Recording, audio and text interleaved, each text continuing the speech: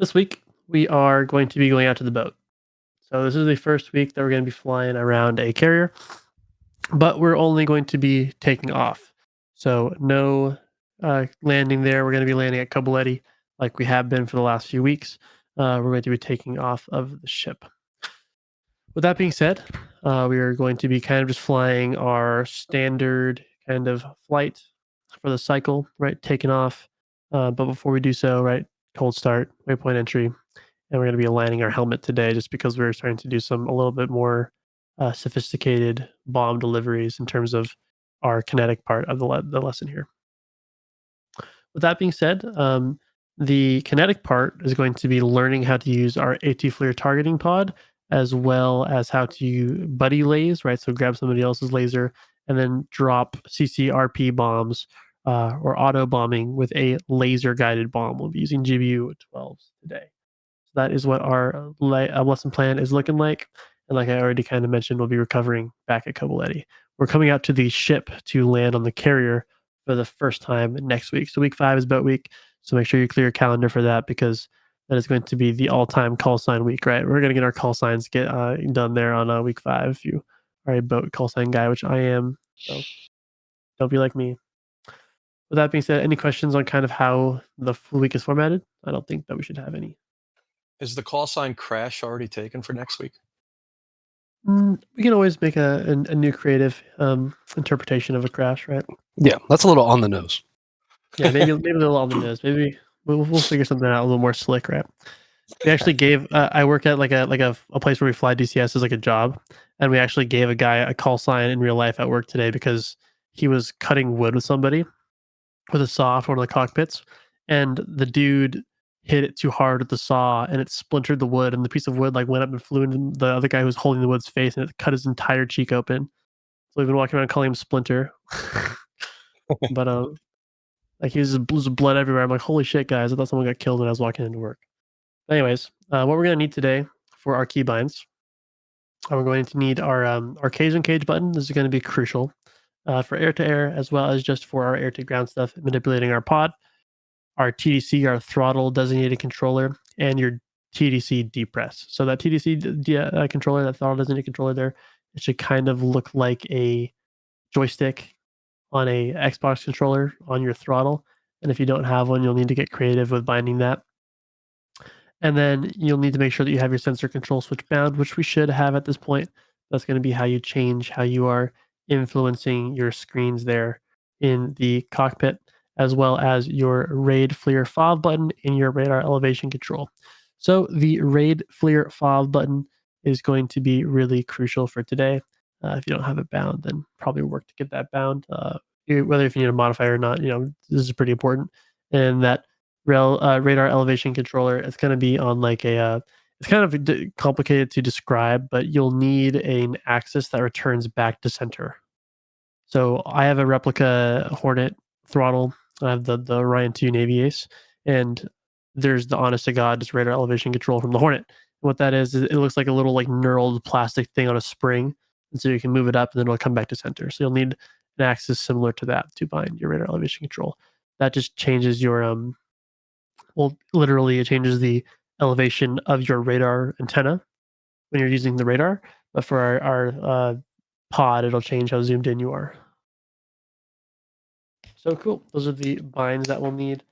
Stuff for the boat: launch bar, extended retract, wing fold, pilot salute, and laser arm. These are all nice to have, but you do not necessarily need to have. If you're thinking about taking something off, I'd recommend taking off boat stuff because you need to click that stuff, not necessarily in the heat of the moment, right? You can kind of click that when you're calm on the deck, but you'll need these things when you're trying to drop things on people who are trying to hurt you. So that's kind of how I like to prioritize my keybinds. With that being said, today we are using laser guided bombs, and you need to set up your laser guided bombs in the actual rearm menu of your screen here. So to access this, you will go into the communication menu, that rearm resupply page, and when you enter that page, you will see these little orange kind of carrots at the top left corner of the loadout screen, right? By clicking on that orange carrot here, you will be able to open up this window. This window here is going to be changing everything about your laser guided bomb. So I'm sure you guys already have a concept of this, but laser guided bombs rely on codes to follow that beam of light into a target. And those codes are physically entered onto those laser guided bombs with these kind of like almost like a cooking timer. You like change like the wheel, it's like a combo lock almost in the actual like kind of chassis of the bomb. So to emulate that, DCS has this menu here, and this laser secret code is where you would type that number in. Each person in a flight will have a pre-fragged out number to enter for their bombs. Okay, so keep that in mind. Well, a common mistake is to not change that number, and then you will have the same laser code as somebody else in a flight. The problem with that is your bombs might get bad, guidance information. If, for example, I'm flying with AK and both of our bombs are at 1688, which is the default in DCS, and we're both lasing on 1688, our bombs could get confused and they're not going to be accurate. So that is the reason why you want to have pretty good discipline in terms of knowing what your secret code is as your individual, member of a flight. With that being said, we will be giving you out laser codes for our flight today, and talking a little bit more about the actual kind of usage of a laser code, like how you would deploy it, or in terms of like your options, right? The first digit is going to be a 4-digit number every single time. The first digit will almost always, or not, pardon me, not almost always, it will always have 1. So we'll always start out with the digit 1. From there, the second digit will be between 5 and 7. So 15 to 17, anything in there is okay. And then the third digit and fourth digit will be between 1 and 8. So for example, a valid code could be 1587 or 1718 or 1611. And a bad code would be 0329, right? Which is the example here for bad code on the slide. So keep that in mind. You can, in fact, enter a bad code. So make sure that you are kind of sticking with this if you're trying to self-frag laser codes, if you're flying on your own for like a gray flag sortie or whatever. Okay. Everything else on this menu is a little bit less important, but it still does serve a purpose. This appearance here will change how the bomb is painted. I like to always throw my bombs onto that USN color scheme just so I look a little bit less, have a little bit less USAF stink all over me. And then the arm delay and tail fuse, that's just changing literally the arm delay and the tail fuse, which we don't necessarily teach in the cycle, but those are valuable things to know on your own. With that being said, we're also going to be learning how to align our helmet as well as change how our laser is lasing in our actual targeting pod. To do so, let's go ahead and talk about our kind of targeting pod kind of centric stuff here first. To actually turn on the targeting pod, we did talk about this week 1, but it'll be on that same panel as your radar knob and your INS knob. Right above it, it'll be that row of 3 switches: FLIR, LTD/R, and LST/NFLIR. Okay. The FLIR switch here, this is going to be supplying power to your pod from your aircraft. Okay. Obviously, standby, it's on standby power, and then on, it is turning on. We're going to be flipping it to on pretty much every time that we are flying. This switch here in the middle, LTD/R, is how you actually arm the laser to be fired out of the pod. Okay, so no laser will be coming out of your pod unless this switch is flipped forward. This is the most common mistake that folks will make when they are trying to drop a laser guided bomb. They will have all the symbology and all the switchology correct except for having this switch armed. You can have a lock with your pod without having your laser armed, and that is the most common reason that you'll have a dud laser guided bomb. That's the most common reason why your bombs will not hit their target. And then lastly, LST/NFLIR, that switch all the way over here to the right. This is going to allow buddy lasing on your pod. So if you turn it on, you can grab somebody else's laser. And if you turn it off, your pod will be unable to grab somebody else's laser code, like I previously said. So that being said, we can talk about actually interacting with the pod, right? So by default, I already said this, the code for your pod as well as bombs in DCS will be 1688. So your pod, you have to actually program your targeting pod to be emitting a certain laser code, right? To do so, once that pod is hot and it's on, you'll go into that menu, that DDI page for that FLIR pod, right? And on the bottom right-hand corner, you will see this right here, this image. See LST, the number by default, right? 1688. We're getting familiar with that number by now. And then underneath 1688 once more with LTD/R. So this is telling you what you're searching for on a buddy laser code. And right here, this is telling you what you're emitting out of your own pod. Okay, right? So LTD/R, that is what you're shooting out of your pod. To change that, you will click this button here, the push button next to UFC, and this will populate here in your UFC. You'll see LTD/C and then LST/C right there. You'll colonize it here and then type in the code that you want to laze on. So for example, our kind of convention, which we'll bring up again later, is 16 and then whatever the number in your flight you are. For example, if I'm 1611, right, leading everything, I'd be 1611, enter that in, right? If AK was leading our second flight, he would be 1621. And if Rick H was his wingman, right, he'd be 1622. Does that make sense? Cool. Sounds is good. Alrighty. So that is kind of the basics of interacting with your pod, right? Do not forget the basic stuff because those are the most common kind of error points. Forgetting to laze on the correct, data, the binary on that laser, and then forgetting to actually physically arm that laser, or else you'll not be shooting any laser emissions out of your pod. Lastly, talking about aligning our HMCS, right, our helmet. The reason that's important is because we will be using our helmet really thoroughly in really advanced kind of air to ground stuff. And our helmet does directly integrate into our targeting pod. So we need to make sure that our helmet is aligned with our HUD. So that way, when we try to get coordinates for our pod using our helmet, they're accurate. To align your helmet, you will simply go to the support page in your DDI, right? There's the TAC page and the support page. You will go to your support page. From there, you will click the HMD button right there in the bottom left-hand corner, and then you will click Aligned. From there, you will just look to try to align these crosses here with the large kind of master cross here. Once those two are lined up, you can just click the cage on cage button. It'll be C by default, but you'll press whatever you have it bound for twice once you are happy with it. And if you need to kind of further fine tune it without just looking, you will use your TDC, your throttle designated controller, to help manually align that helmet. I'm pretty certain that you guys have all done this before in the cycle, but it's kind of a new format for teaching it when we're starting to enter a little bit more precise air to ground stuff. With that being said, we can go ahead and have a look at the actual physical targeting pod screen, right? So I mentioned that that pod DDI page right here. We were talking about how to kind of interact with our laser codes and whatnot. This is what the entirety of that screen will look like. We don't need to worry about all of it, but I'll quickly run through what is important. Starting out with this button right here, this will help you cycle between infrared vision and just TV, right? So if it's on TV right here, it'll just be on your camera. And then if it's on FLIR, it'll be looking for, heat signatures, forward-looking infrared, right? And you can change that as well, the mode, by holding down your RAID FLIR fob button on your throttle. Reticle just changes what the reticle is displaying here.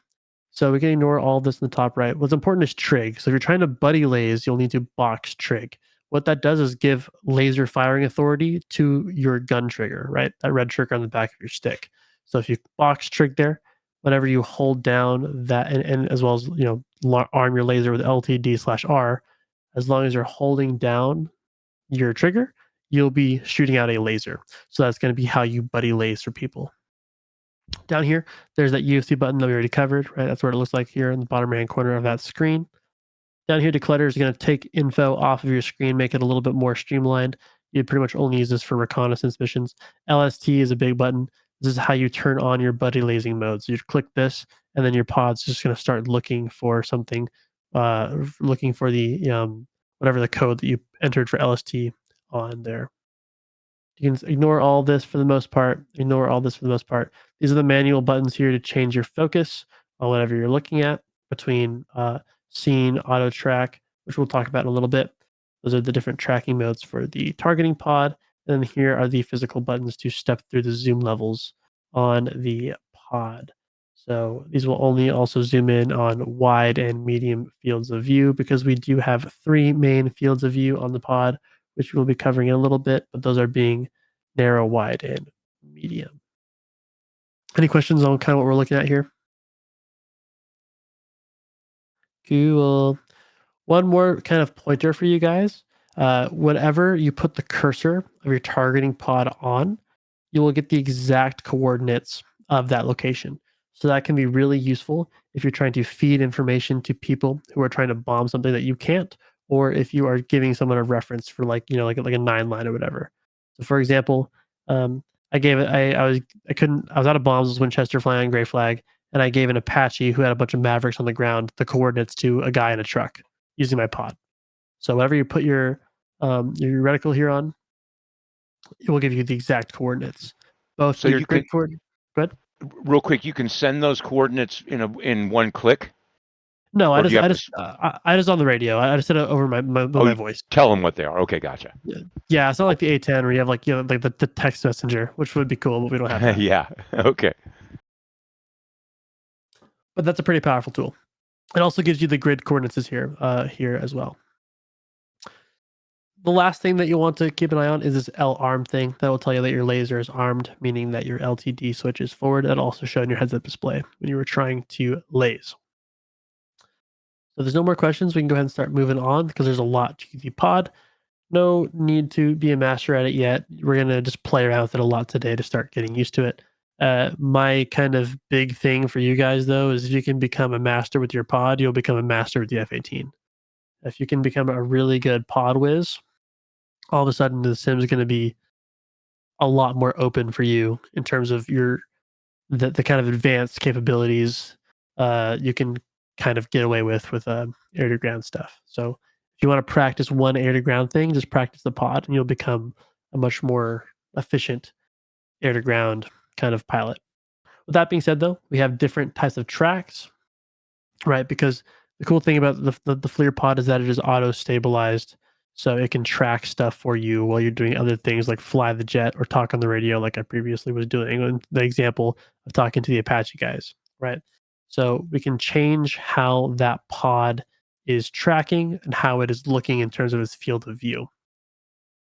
These are kind of the main ways that it will show you your sight picture here in the pod, right? We have undesignated with a wide field of view. So you have kind of two sight pictures with each mode, undesignated and designated. Undesignated means that you are just looking, right? You don't have a specific target of interest in mind. You are just looking at that scenery, right? Designated means that you have locked something up and made it a point of interest on that targeting pod. To do so, you just simply go down on your TDC, that TDC depress, to be able to mark something as a point of interest on that targeting pod. And you can steer the targeting pod sensor with that TDC. So when you hop in and we start warming up those pods and start flying to our targets, I'm going to call for you guys to start kind of fiddling with your targeting pods to get used to manipulating that. Because like I said, if you can manipulate your pod well, right, like show me what your fingers can do, right? Like, ooh, right. As long as you're good with your fingers in the jet, you'll be good to go. So I'll have you start fiddling with those controls in a bit. But like I already kind of going back to what we're talking about, right? Undesignated and designated, you are not looking or you are fixated on a certain point. Now, if you're going to drop a bomb on something, you will be designated on that thing. So designated is kind of like a weapon designate waypoint, right? You were saying that I'm going to potentially bomb this thing or just have it focused in the middle of my camera on my FLIR pod. So this is what that will look like in the wide field of view. You kind of have these wide hash marks as well as that diamond in the middle for what you have designated. Now you can tell here from the screenshot that medium field of view is way more zoomed in, right? You can notice it's probably, I don't even have a percentage, but it's a lot more zoomed in here. So here's the undesignated and designated, very similar, just a lot more zoomed in. And then ultimately, this is going to be narrow, which is going to be our narrowest, smallest field of view for our kind of most granular level of detail.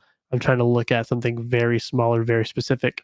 This is what that will look like when you're undesignated. Kind of look at that wide crosshair like before, and then designated, right? You will see that. You can also tell how far your field of view is by the number underneath the rightmost kind of hash under the designated symbol. Right. So right now, the field of view that you're looking at is 247 meters. On medium, it's 142, or 124, pardon me. And then right here on the narrow field of view, you are surveying an area of 29 meters. Now, Can I another ask a thing. question? So all these different reticles, some of them are TDC generated and some are soy generated. So you're never going to soy to grab a lock. You're just soying over to be able to slew with your TDC. So you can only use your soy, your sensitive interest switch, to kind of interact over into your pod. Once you do so, you will just completely steer the pod with your throttle designated controller. And to grab a designated point, which is your specific question, you'll just click down with your TDC depress, in other words. What about like moving tracks or seeing tracks, auto tracks? So to do so, right, you don't generate a designation with your soy switch, but you would use that soy switch to be able to move your scene. So for example, if I designated this guy right here at 160 with this yellow arrow, and I wanted to start looking away, I would soy to the right, and then I could start slewing this around with my TDC. But it would still keep this designated. It would just be surveying the area around the designation. And you could use that to lock a secondary target. To answer your question, no. So it's not like a sniper pod where you can have multiple tracks. We can only have one track at a time. But the kind of workaround for that is you can waypoint slave. So that's a really good segue to talk about your question and kind of answer it as well. We can't keep multiple tracks in the pod on its own, but what we can do is have a point of interest that is pre-planned as a waypoint programmed into our jet, and we can waypoint slave the pod quickly between those two. So you can kind of, in a pinch, do that, but you don't have multiple track capability in the ATFLIR pod. So for example, if I wanted to look at Kobuleti and Sanaki, kind of interchange them, I would have a waypoint for Kobuleti and a waypoint for Sanaki. And when I click that weapon designated button there in my DDI, my pod will snap to that waypoint. Does that make sense? Can you create a waypoint using your targeting pod in any way other than grabbing the coordinates? So you technically there's a way to make a mark point, which is something that I haven't really explored. A mark point is something that we don't even teach in the course. It's kind of like a waypoint light. It's more of like a kind of quick and dirty thing, like you're talking about.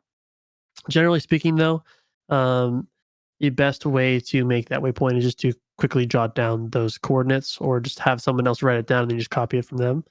Unless AK knows how to do it. AK, that's you can't make a waypoint off the TGP, right? No, I don't think so. Yeah, but you can make a mark point though. So whatever you're looking at with the pod, you can click the mark point thing, but that's a little bit beyond the scope of what we're talking about right now. And to be honest with you, I can't validate that because I've done it like once, like a year ago, and I haven't my skill set on that's really rusty right now. No, you There's the can. Yeah, mark point definitely. stuff. Definitely you can. Thanks. Cool. Those are in-depth questions that I like. But cool. Those are kind of the basics in terms of what we're looking at with the fields of view. Now there's two kinds of actual track modes for using for tracking something. So there's a little bit of a difference between tracking and designating. Designating is kind of just saying I'm designating the pod to look at this area. Tracking something is going to be putting the pod onto a very specific object within that area, if that makes sense, right? So a track is I'm interested in this specific thing in this specific area. A designation is just keeping your pod on that area, right? So there's two main forms of tracks that the pod can give you. There's going to be an auto track and a scene track. So a scene track is more useful for like a building or a specific area. And the reason that you'd want to use a scene track is that it'll keep your pod locked there. So for example, right, we fly in racetracks, a left-hand racetrack to keep our pod on a target while we're trying to figure out what to do, whether it's giving permission to fire on that target or if it is, just trying to find the thing, right? We're doing laps around it. A scene track will keep your pod glued to that area even when you start masking, right? Meaning that the pod cannot see it because, right, your jet is in the way because of how the pod is mounted on the F-18, right? That left cheek. So that's what you'd use a scene track for generally. You would not often drop ordnance in a scene track. It's more so to the reference point, but you can if you want to try to laser guided bomb like a static building or like a dude is asleep or something. But you probably would still use auto track. Now auto track is how you would keep track of a specific moving point, right? So, for example, a moving vehicle or mostly just a moving vehicle, right? Like a tank that's on the run or a BMP that's driving or uh, whatever you might need to laze, right? You get the idea, right? The auto track is your best bet. Generally speaking, you're going to be dropping your laser guided ordnance with your auto track. And to do so, I actually am forgetting right now. Is this the soy? Okay, I'm being rusty. The sensor of interest switch to select the scene. The track. The track. Yeah, it's soy. Yeah, SCS. Yeah, so you'll soy over it, and then you will actually TDC down onto it to kind of acquire that specific lock, and that'll send the coordinates once you TDC down onto it, which is not necessarily needed for laser guided bombing, but you'll want to do that anyway to get very specific information. Cool. Lastly, here on this page, you will see this little dot. This is I mentioned that term masking, right? And that is a term to describe the phenomenon where when you are turning, the pod is on our left cheek. And when you are making a left-hand turn, there's going to be a certain point where the gimbal can no longer overcome the fact that you were just pointing away from the object that you're trying to paint, right? With that being said, you will see this little kind of circle around the entirety of your pod. It'll be like in the middle, kind of near the velocity vector, as well as your scene track or auto track or whatever it may be, this little ring. This is kind of giving you the status of where your pod is in relation to your jet, if that makes sense. This is a masking cue. So you're trying to keep it a little bit underneath that velocity vector to keep that pod on target. And it'll kind of give you a heads up when you're about to start masking. But you can also tell if you're masking because you will see kind of the lens cover of that pod start to obscure the edge of your sensor. So just keep that in mind. You'll need to get some practice with keeping that pod on target. This is not what we were talking about before. This is just waypoint designating that target like we already said, right? So for example, if you wanted to have 2 or 3 things to quickly stick your pod onto, you would create those waypoints in advance, click this weapon designate switch, and just like in this picture, it'll quickly slave onto that waypoint. You can also tell what waypoint you're looking at because it will show you the number on that kind of designated target diamond. But yeah, guys, that is a quick little thing of weapon designating for target pod acquisition. It's pretty simple, so I'm kind of breezing over it a little bit. We'll probably not use this today for a bomb drop unless you want to get practice with it. In that case, you just grab the coordinates on a target from the target range we'll head to. Like I mentioned, we need to align our helmet to be able to grab a lock with our targeting pod. Now that's really powerful because you can literally just look at something that is needing to go away and you can slave your pod to it. How do you do that? Well, the first step, right, is throwing on our JHMCS, obviously, to use our helmet. Next step, we're going to throw it into air to ground master mode. You'll need to be in air to ground master mode to be able to do that. From there, you're just going to press that sensor control switch forward. That's going to send the priority for your HMCS into your HUD, right? And when you do so, you will see this dot appear here in that velocity vector. That's just kind of your cue that you are now able to use that heads-up display. From there, all you're going to do is, once you do so, pardon me, you're going to get that aiming reticle appearing in your helmet. It'll look just like this, kind of like the rocket pipper when we did rockets in week 2. And you will use this to pick what you want to lock up with your helmet. From there, you will simply just TDC press down onto the thing that you're looking at, and it will slew your pod onto that thing. Now, to break a lock, you will simply just press the undesignate button on the stick, the switch right here, that red button on the back of that control stick. This is going to take some getting used to. And if you want to move on to a different thing to designate with your helmet, you'll need to press that undesignate button a few times. For me, I have bad luck. When I just click it once, it kind of gets sticky. So I'll press it 2, 3, 4 times, and that will eventually clear it out. and then you can kind of go through the motions again to slew with your helmet, and you'll be able to grab a new designated object. Does that make sense? Yeah, Cool. just The a biggest. question for you. I'm Go sorry. ahead. I find this fascinating, so I ask a lot of questions. But so if in practical use of this, you're basically just trying to, like, if you're coming in the target and let's say there's AAA and everything else is around there, you're just trying to find a spot close enough, come off the target, and then hone in on it. Is that what you're Yeah. trying to do? So it's in practice, it's less of a specific thing that you're looking at and more of a dirty reference point to kind of your point there. That is more so the way that you would apply it in like an actual kind of like mission scenario. Like I know that there is a SAM somewhere in this field. I'm going to therefore put my pod on it, and I don't have a waypoint to slave it to that waypoint. So it's kind of like a quick way to be able to get that. And then from there, start playing with your pod to find it, right? You'll switch between modes, between TV and FLIR, trying to look for the hot thing, trying to look, with your eyes, with the camera. That's when you'll start using those skills to start looking and visually acquiring that thing that you're trying to kill. Thanks. I just thought you just Yep. find the target, find the area, get it in, get it marked, and get off and figure out a way to analyze it better. Yeah, that's a really good question. And you could definitely lock up a target with this, but you would have to be very, very skilled with your neck. I don't have that precision, at least not yet. But cool.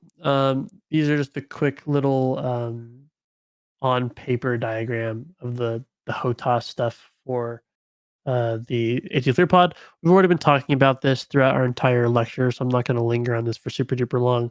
But this is kind of a just more on paper view of the controls, kind of like like your Battlefield menu for designing stuff on your Xbox controller or whatever. I'm playing a lot of Battlefield, so this is the first thing that came to mind.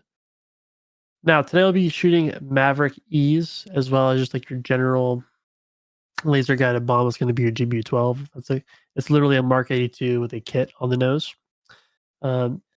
So shooting a laser guided bomb, it is a one workflow kind of situation. And once you learn it, you're going to be able to shoot most laser guided weapons in the F-18. Ironically, the only thing that's different really is the Maverick. And Mavericks are like my least favorite thing in the world. So bear with me as I try to remember how to shoot them. But in terms of shooting something with a laser, the first step is going to be to actually find it, right? And all of the the slides before this was us working up our skill set and developing that skill set to be able to find the stuff that we actually want to blow up, right? Because that's the hardest and most important part. The actual killing it part is much easier.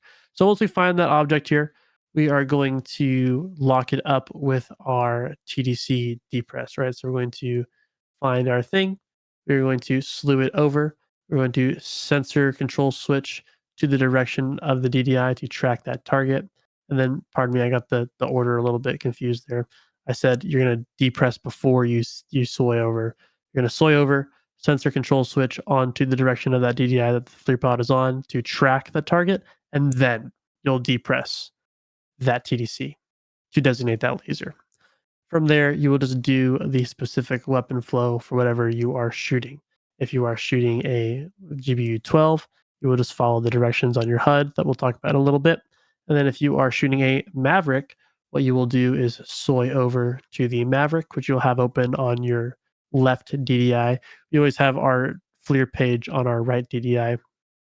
And the reason for that is on the left DDI, on the very bottom, there's a little bit of a black tape that won't display all the information. That's just a weird quirk of how the Hornet was built. So the right DDI is actually kind of more of the master DDI for very specific information. That's the reason why we normally either have the HSI on the right DDI or your AMPCD on the pedestal of the jet. So you'll open up the Maverick page here on your left DDI, and what you will do is obviously use that TDC depress to designate that laser point from there, and then you will uncage the Maverick. Once that Maverick is uncaged, you will notice that little X in this kind of circle start moving around. This circle represents the housing, like the chassis of the Maverick, and this X is the seeker head of that Maverick. What that means is if your X here is kind of bouncing around idly, it means that your Maverick is not seeing what you were trying to shoot. If the X looks like it's clearly training itself onto something, that's kind of a way to check your work and tell that your Maverick has locked on to the thing that you were currently lasing. So that's a really good tell. The other tell that your Maverick is not locked onto something is that the X here will actually be out of the circle, meaning that your seeker is looking above the limits of the chassis of the actual missile itself, which is never a good thing for accuracy, right? You can also change your Maverick codes. So you can either have your Mavericks be buddy lased off, or you just change it here to your own laser in its own discrete menu. So it's not like the GBUs that we worried about at the very beginning of our lecture on laser stuff. You would just do it in the weapon page. Here you click UFC and then just simply type in the codes for those Mavericks. You can tell which Maverick is what by the station it's on, right? So here's station 2, station 3, station 7, station 8. So you can have up to 4 different codes, but in practice, you probably won't. And the most important thing about the Maverick is that when you shoot it, you actually need to be sensor of interested over onto that page, the actual Maverick page itself. And obviously, that little diamond is the representation that you have sensor of interested over to that page. From there, you'll just click that pickle button and then say rifle. It'll also say in range on your heads up display once you're ready to shoot that Maverick. So I'm not very good at the Maverick, so I kind of just rely on that range key and then I just sling that thing off and watch it get lased on in. Any questions on the Maverick? This is a weak point for me, so I might be missing something.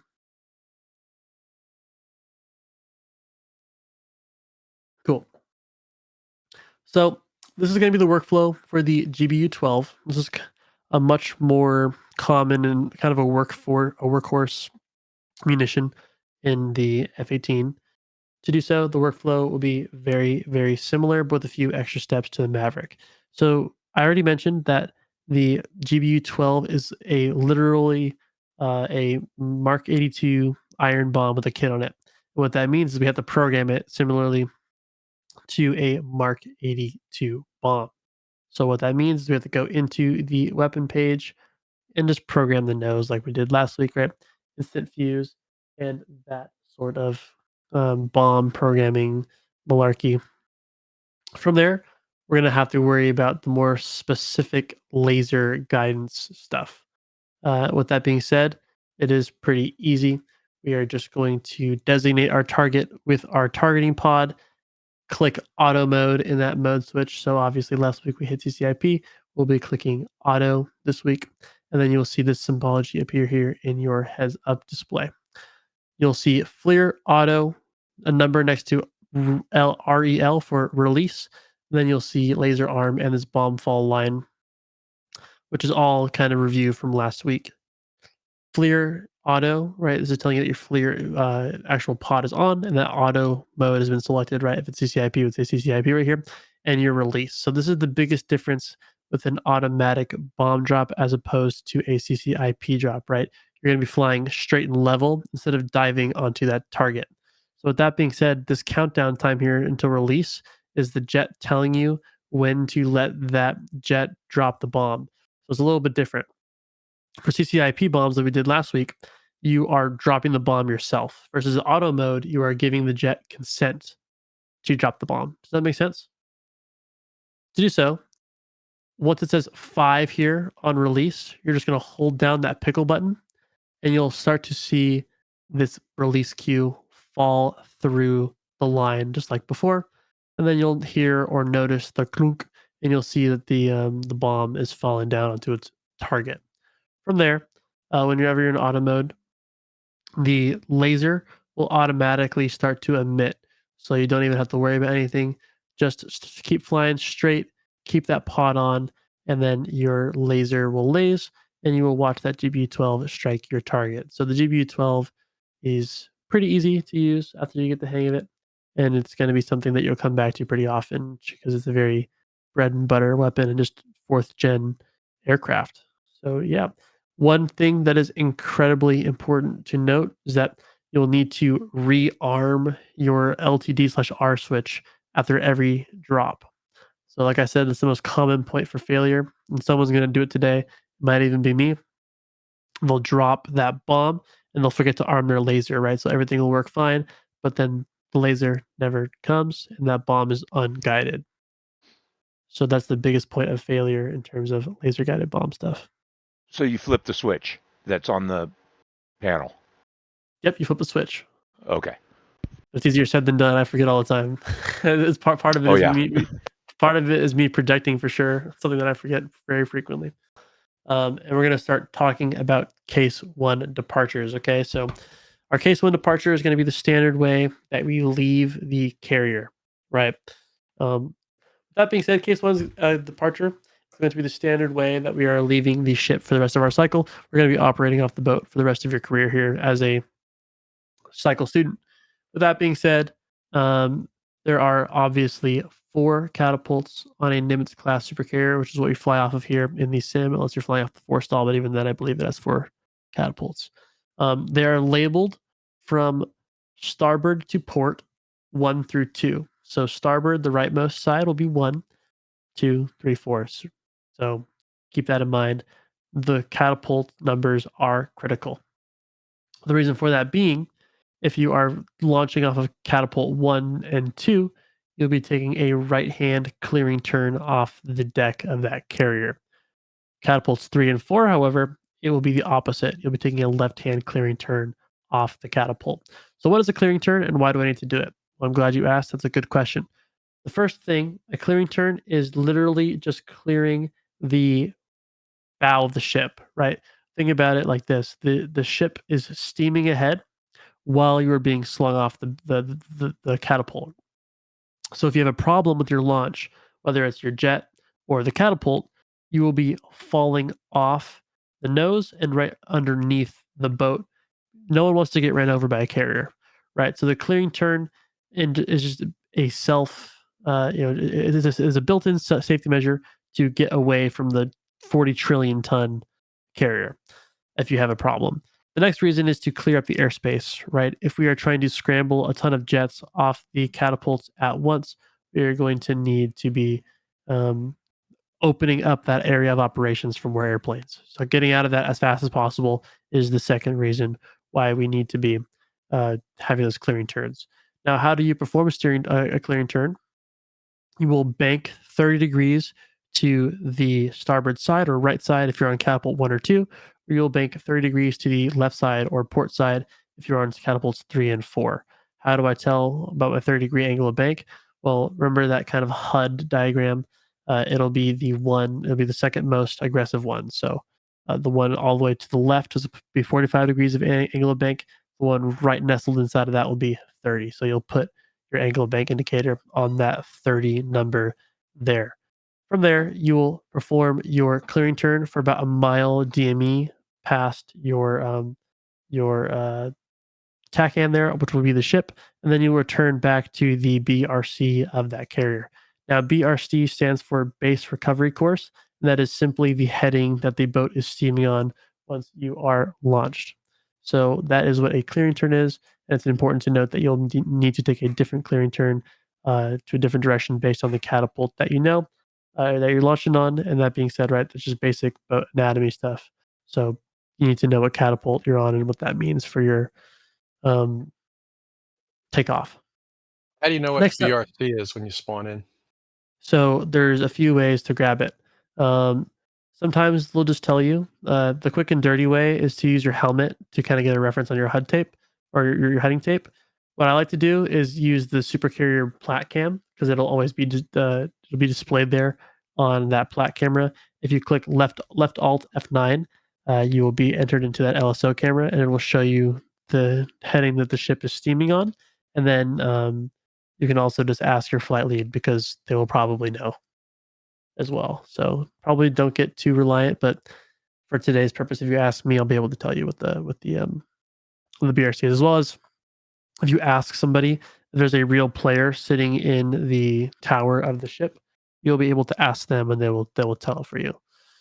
The last thing that we need to before I kind of move on from this, is there any questions on what we're doing with the clearing turn? Okay, I'm going to talk about our trim, and then from there, I'm going to talk about the actual numbers that we need to be flying on for our case 1 departure. Even though they are displayed here, we're still going to cover that.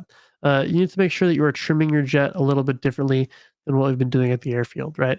Whenever you press that takeoff trim button, that silver cylinder, that is setting your trim for field takeoff, which will be 12 degrees, right? And that will auto rotate your jet once you are off, once you hit your rotation speed. So you need to be being a little bit more mindful when you are trimming your aircraft on the boat. So we actually do have a pound, like the weight of the jet checklist here. If your jet is 44,000 pounds or less, you will trim your jet to 16 degrees nose up trim.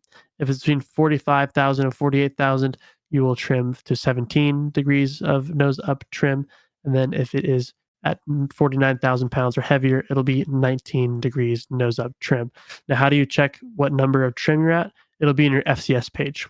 So in your support menu, if you go to FCS, it'll show you the number of trim that you're at, and you'll simply just use your pitch up trim, your nose up trim on your control stick to trim for that. Does that make sense to everybody?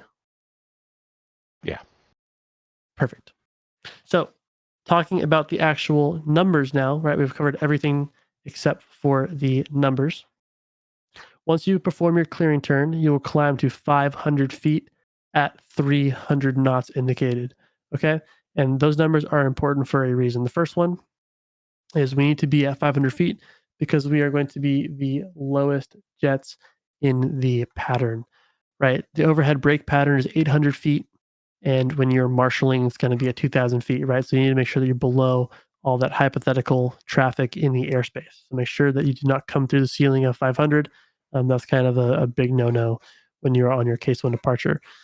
300 knots is important as well because you don't want to mess up the spacing of the jets. If you're flying out as a section of jets, you can only be launched so quickly. So if you're hauling ass off the deck, you're going to create a ton of separation between you and your wingman, which is also not cool, right?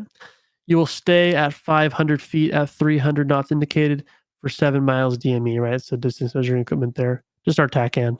Once you're 7 miles past the TACAN of that ship, you are clear to fly however you want. So you can climb off and speed up or slow down or do whatever you want. You are now clear of those restrictions in terms of the numbers that we're flying. Any questions on that? Does that make sense for our case one departure stuff? Mm-hmm. Alrighty, this is going to become pretty ingrained because this is going to be how we're taking off for the rest of the cycle here. So we're going to get good at this pretty quickly. Now, with that being said, there are communications to the boat. We're going to be pretty relaxed on them as we're getting started, but once we're getting towards the end of that cycle, it's going to get a little bit more intense. Now, with that being said, right, this is a radio comm kind of flow cheat sheet if you are interested in that. But the first person that you'd be contacting on the deck of the carrier would be Deck Boss. Now, Deck Boss is different from Air Boss because he's in charge of what is happening on the deck of that ship, right? So you're basically asking, it's like talking to ground versus tower at a normal airfield, right? Deck Boss is ground, so to speak. So he will clear you to be able to move around the deck. From there, you will ask Deck Boss to be able to launch, and he'll shoot you off that catapult. He won't do it, right? But he'll clear you to do so. And then from there, you will switch to tower. You will switch to Marshal, which is the tower effectively of the scenario. So that is kind of the quick and dirty there run through of the communications. So you would say, Union Deck Boss, this is the call sign of the ship, right? Your Modex number. So for my case, it'd be 301. You guys would say whatever your Modex number is. Radio check. Then Deck Boss there would respond to you. He would tell you that you're loud and clear. How do I sound? Right? Just a radio check. You would respond from there. He would give you, or you would ask him to taxi, pardon me. So you would say Union Deck Boss 301, request taxi. And then from here, if he's letting you taxi, he will give you instructions. So he'll tell you what the altimeter is and tell you what the base recovery course is, right? You ask that, they'll also give it to you here. But the AI is not always necessarily super accurate. So I have to always double check it. But they should give you the BRC there in the text chat for the bot. And then they will clear you to taxi to a catapult, which is another reason why we need to know what the catapult numbers are, 1 through 4. Lastly, you'll give them the readback, 301, altimeter 29R2, BRC 090, clear to taxi Cat 1. And then lastly, you'll just ask to shoot. Union Deck Boss 301, Cat 1, request launch. Then he'll clear you. From there, you will switch to Marshall. Any questions on this? Just a quick comment on what the Union is. Each carrier has its own nickname. So CVN 72 is called Union. If you were flying off a CVN 74, that would be Courage. So that's the name of the carrier is Union in the supercarrier case. Right Yep, on. that's perfect. It's the call sign of the ship because you don't want to advertise to the enemies what exact boat you're flying on, right? Right. Yeah, yeah. Like we are on the 72. So okay, we know that Abe Lincoln is around, so that is what that is. Good catch there, Quiet Man. Cool. Alrighty. This has been a pretty intense lecture today, so we are starting to transition away from talking and into flying. The last thing that I have for you guys is don't be afraid of using your autopilot for targeting pod stuff. I always am throwing on my autopilot when I am using my targeting pod. Mostly, I'll just throw on barometric altitude hold because it can get really tricky. You are literally, it's like texting and driving, but instead of worrying about only being on the road, right, you're going up and down, side to side, right? So it's like rubbing your stomach, tapping your head, and reading a book at the same time. There's a lot going on with your kind of thought process. So you're trying to grab something with your targeting pod. That being said, using your autopilot here will start to take away some of those factors to make your brain bites more freed up to focus on target acquisition. So by all means, I always fly with barometric altitude hold on whenever I'm using my targeting pod. So go for that. I highly encourage it. If you are a badass and you don't need to, then you don't need to. But it's something that I always utilize. The autopilot is there for a reason. So don't be afraid of that.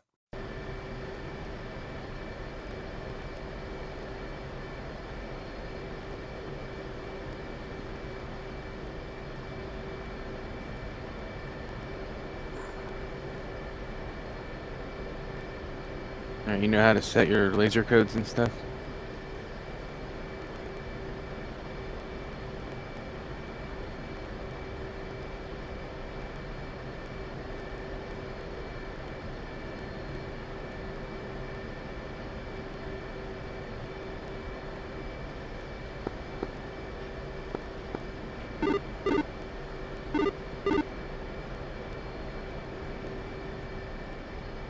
Radio check.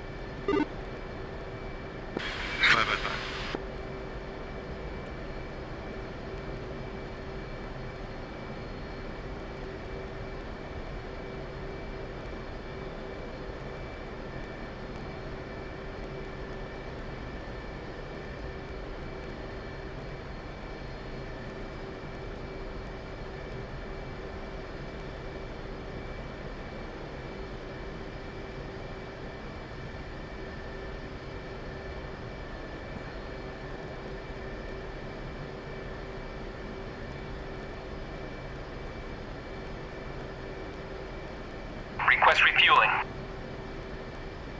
Request rearming. Copy.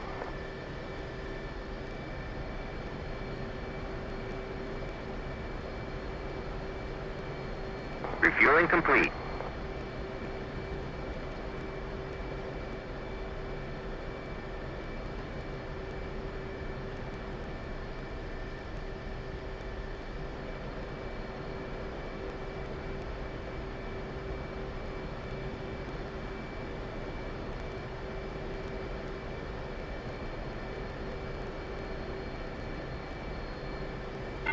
Check on mid-zag.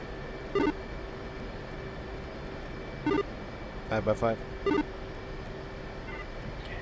Rearming complete.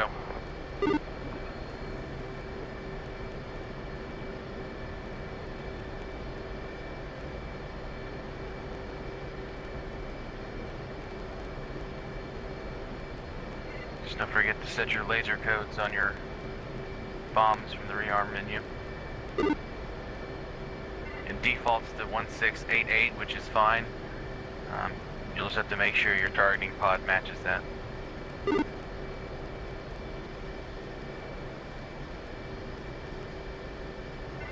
Also for boat operations, we typically don't have our lights on.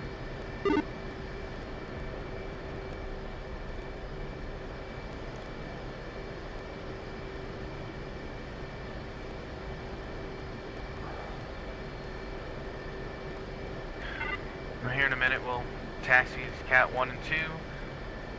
Actually, you go to Cat 3, and I'll go to Cat 1.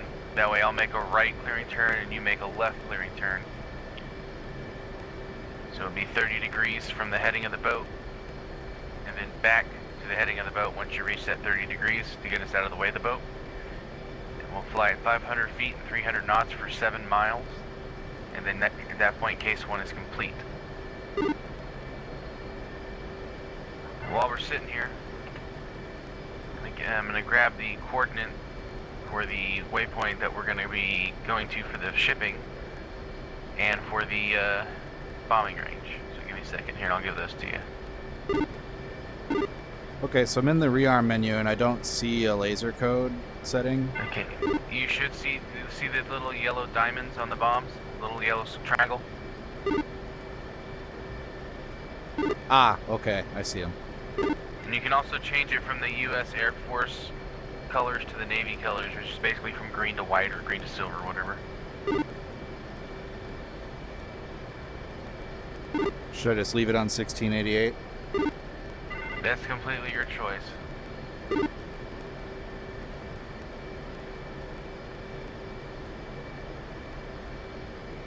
Just whatever you set it to, make sure that your T-pod will be set to the same thing. Request refueling. Request rearming. Copy.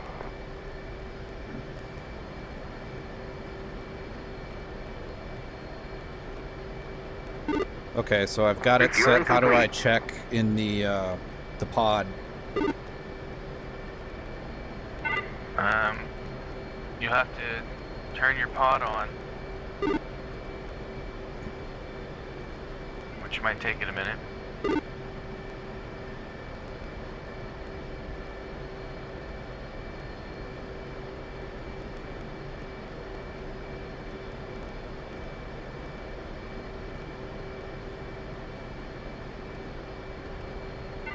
Once you get your pod on, you should see, I believe it's on the right side where it says code of your FLIR screen.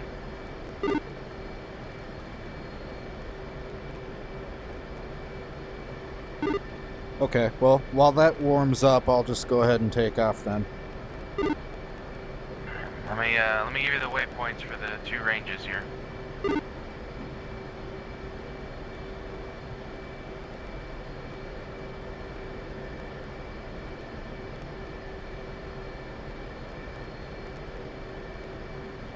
Just let me know when you're ready for those waypoints.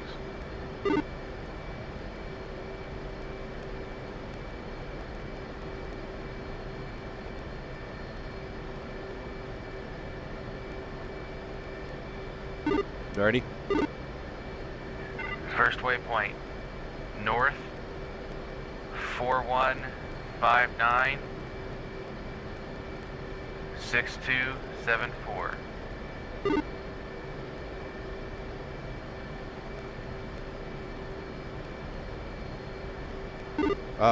Which format was that? It should be precise, that long. If you go into your data page before you hit UFC at the bottom, it should say precise. Alright, can you feed me that again? Okay, you're gonna put it in the first set, then hit enter, and then the last 4 and hit enter. It'll pop up with something weird between the 2, that's perfectly fine. But you have north 4159, then 6274.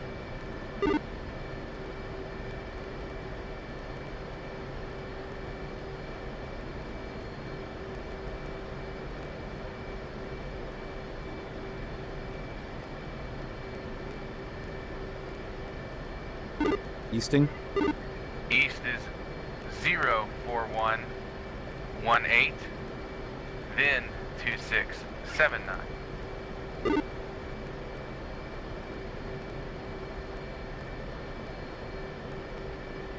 Elevation 0? Elevation is 0, yep, this is the ships.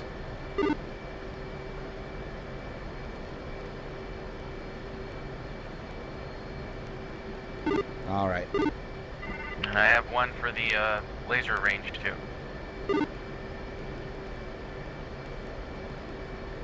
Go ahead. North 4150 5207.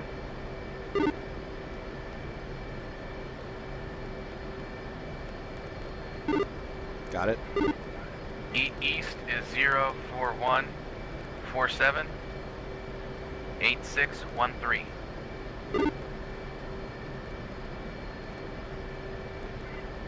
Elevation is 32 feet.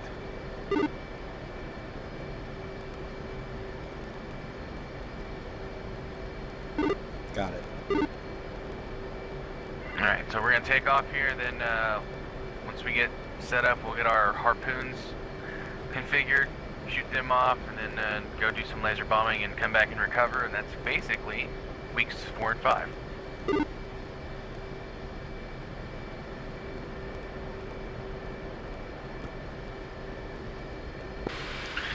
Union Marshal 309 and 381, taxiings Cat 1 and 3.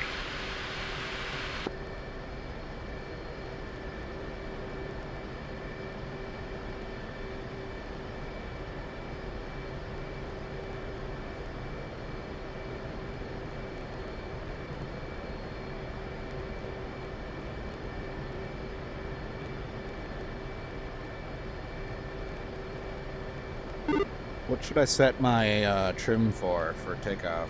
Well, it depends on how much you weigh. 46K.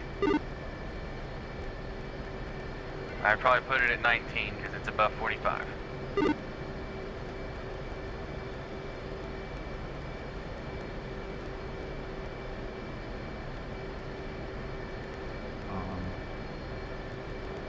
Let's see here. FCS.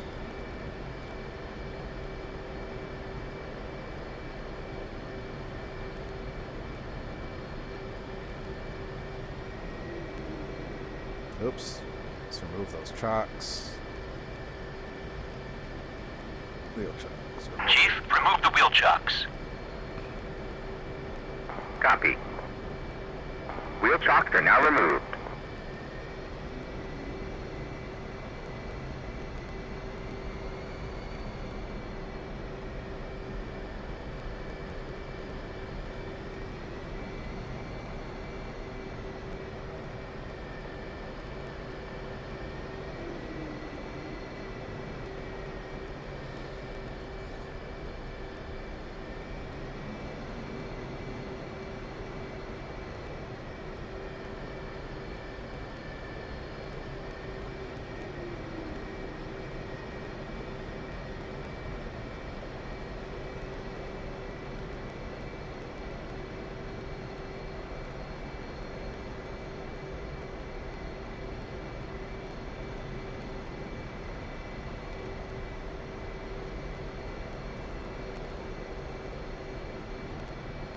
You have your highs. There you go.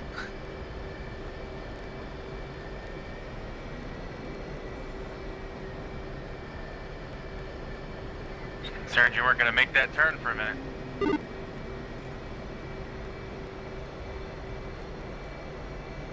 Whenever you're ready to launch, let me know, and we'll launch about 5 seconds apart.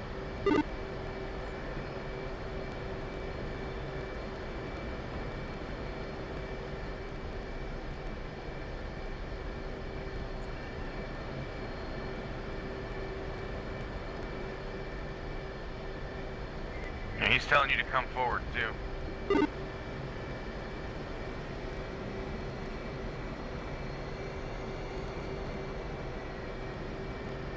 He'll cross his arms in front of him when he wants you to stop.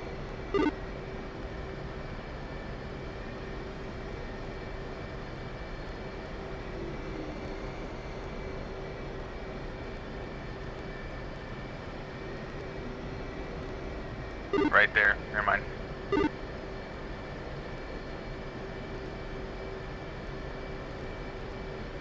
And you'll need afterburner to take off because of how heavy we are. Roger.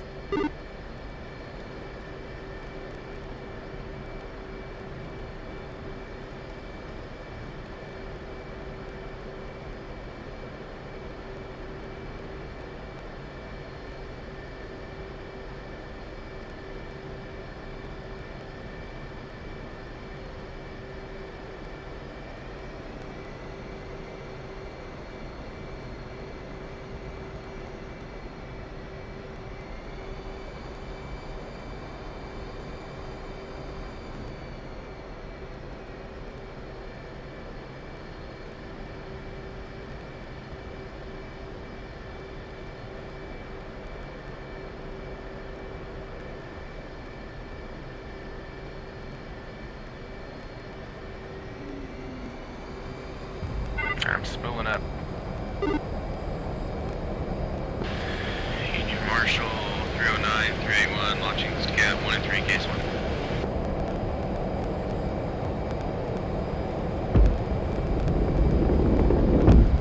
So take note of the heading.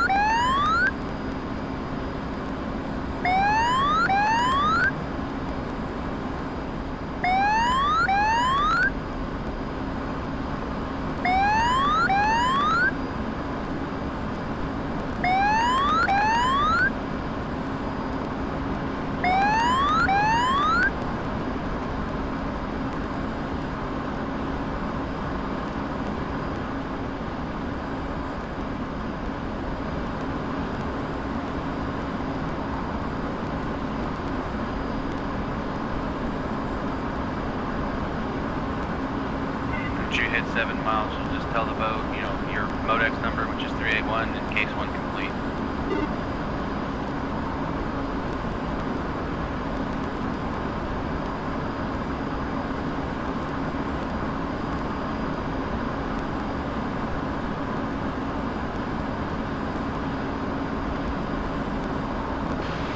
Union Marshal 309, case 1 complete.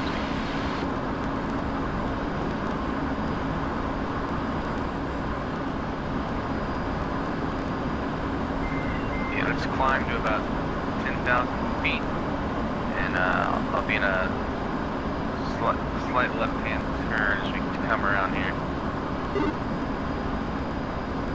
Probably need to stay somewhere around 350 knots.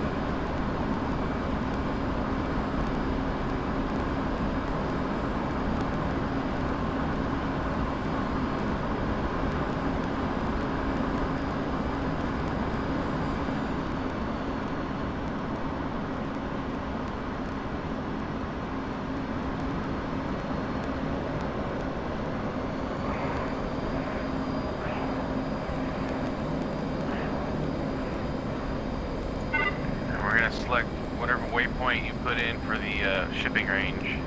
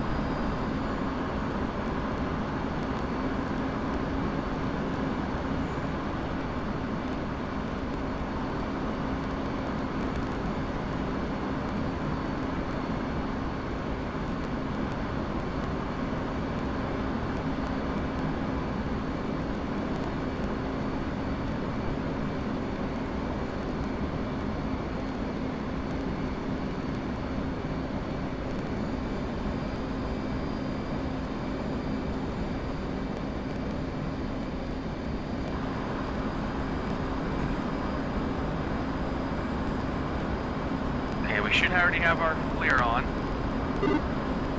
So now we need to turn on our laser. So right next to the FLIR switch down there, it says LTD for laser track designator. You'll put that to arm. Now, every time you use the laser to guide a bomb, it will automatically turn off after that. So you have to turn it back on between bombs every time. Why is that? That seems kind of annoying. I don't know. It's a safety feature or something. I don't know. It just does it. I don't know if it does it in the Hornet in real life or it's just a bug in DCS. I have no idea. But on your FLIR, you should see where it says code, and it should match whatever you have on your bomb. Yep. Excellent. Now do you have your bombs selected over on your stores page? Should be it should say A-18C LG. Perfect. Okay, now you'll have to do this for each station because nothing is easy. But you'll hit mode and hit auto. And the next thing down should say E-fuse, and you want instant. Now if you had like a 2,000-pound laser guided bunker buster, you might put it on delay, but we're not doing that. Now if you point towards your waypoint, if you have designated it, you should see a vertical line in the middle of your, or in your HUD.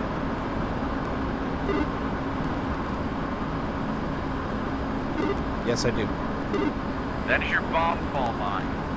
So you want your velocity vector, the vertical line on your velocity vector to line up with that. That way your bomb will fall pretty much in a straight line toward your target and give it the best chance of hitting with the laser. Now, whenever you're in range, because you're in auto mode, you should see like a, right now it should have like 99 in release to the right on your HUD, underneath auto.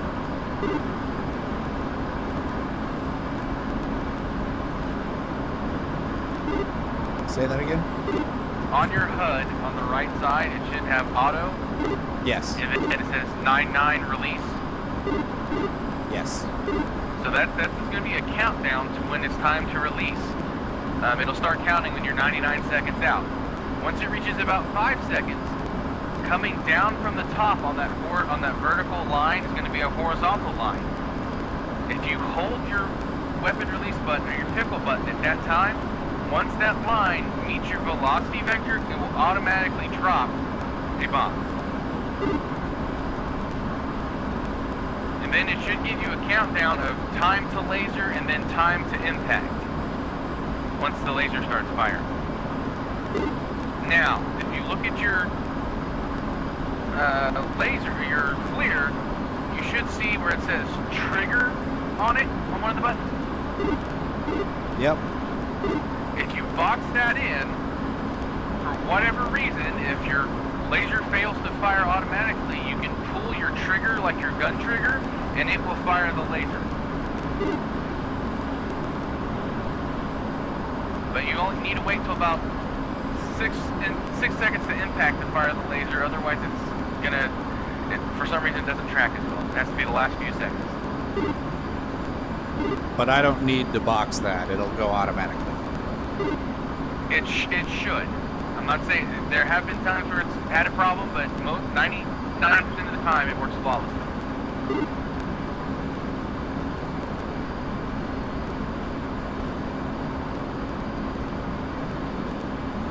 And so just like with the dumb bombs, you know, we go up here, we're making a run, we say, hey, you know, whatever my call sign is, I'm in on the target, give your heading, and then whenever you drop, you say, for laser, so dumb bombs, it's pickle.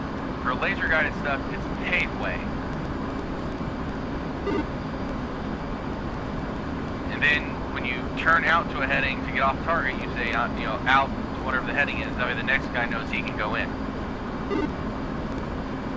Now my target's going to be a BTR at the end of a runway. I'm making a run now. I got about 65 seconds to drop. So when it's about 45 seconds or 30 seconds or so, I'll make the announcement I'm in, because I'm already on heading for the target. And and the thing is, you don't want to mask your laser or it's not going to track, right? So the laser's on our left side. So we're going to make once we drop, we're going to make a slight right turn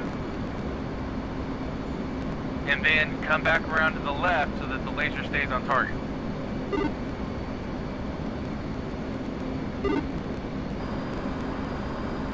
Expert 11 in 089.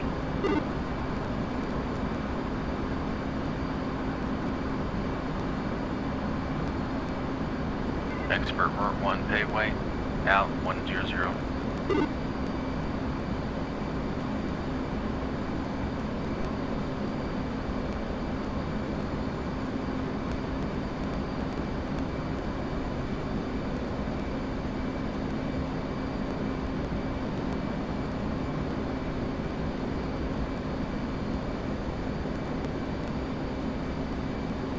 Shack 1 BTR.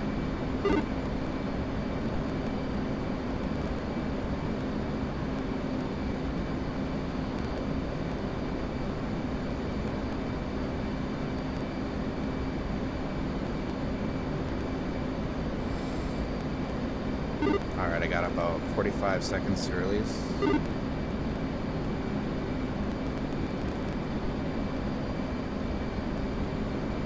My little reticle should be a diamond, right? No, you should have a vertical line, and then you'll see a horizontal line start coming down from the top with about 5 seconds left. And then make sure your master arm is on.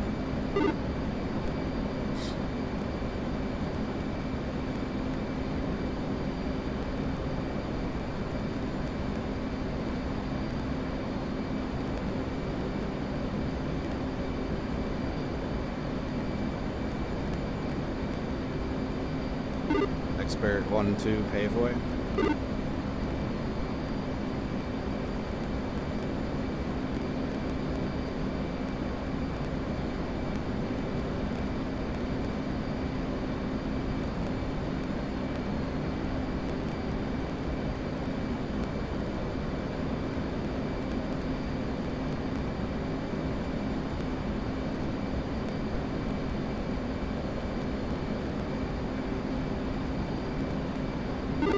Shack.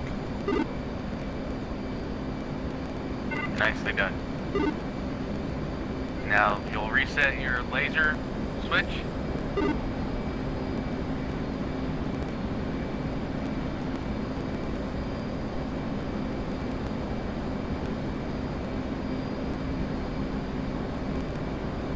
Find your next target. Now, typically fighting targets, there'll be like a JTAC on the ground or an AFAC in the air, telling you, this is the target I want you to hit.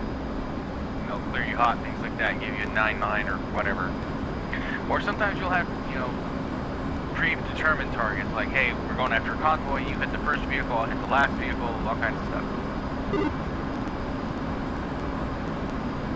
At least if you're working with multiple airframes. It's just you do what you want.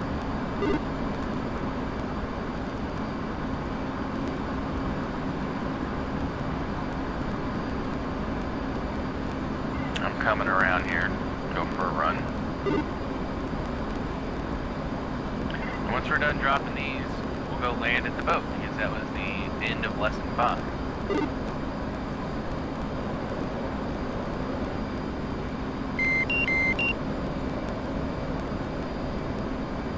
If you have time, because it's about 9:35.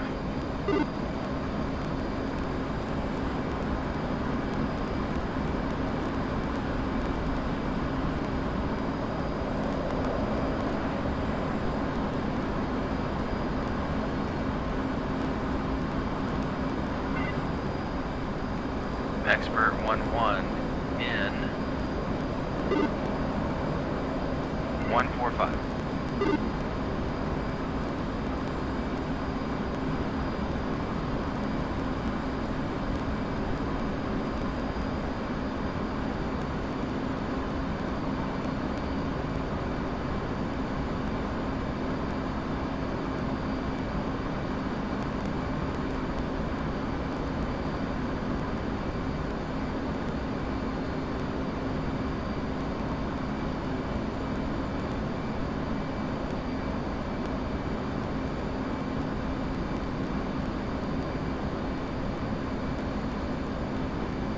Expert 1-2 paveway.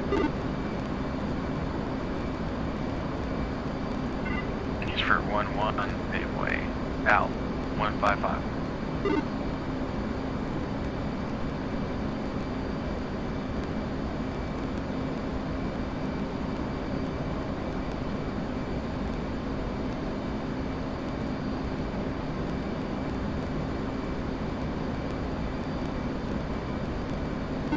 Shack. Shack.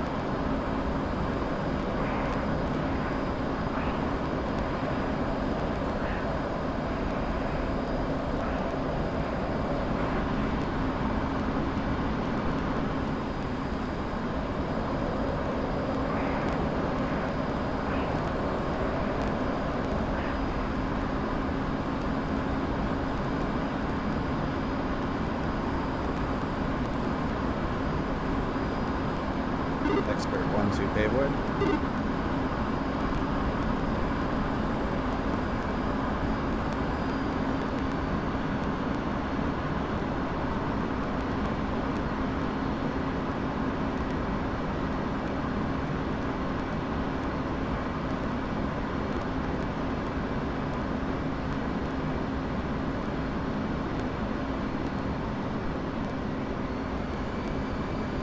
That target was already dead, but I hit it.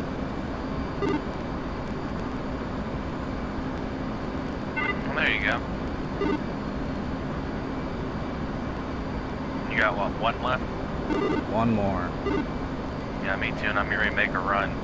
So the call for out of ammunition is Winchester, and you can be either Winchester air to air, air to ground, or just Winchester for everything. Don't ask me why they picked Winchester, that's just what they picked.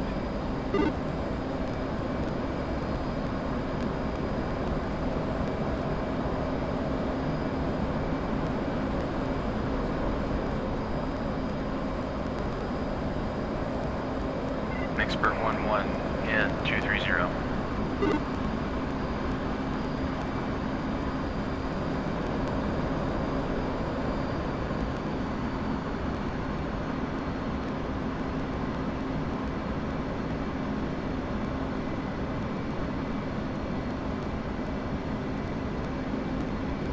Expert 1-1 paveway out 240. Expert 1-2 paveway.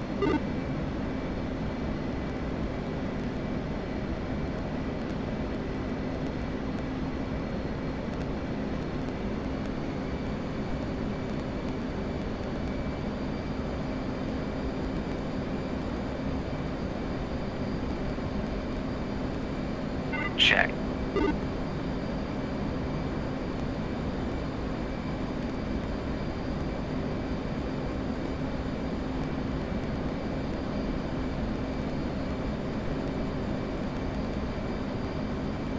I think I did the thing. I didn't hit the switch until after I dropped it.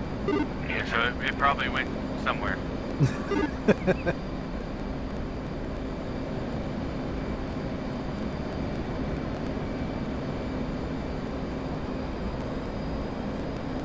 Well, 3 out of 4 ain't bad. That's pretty good.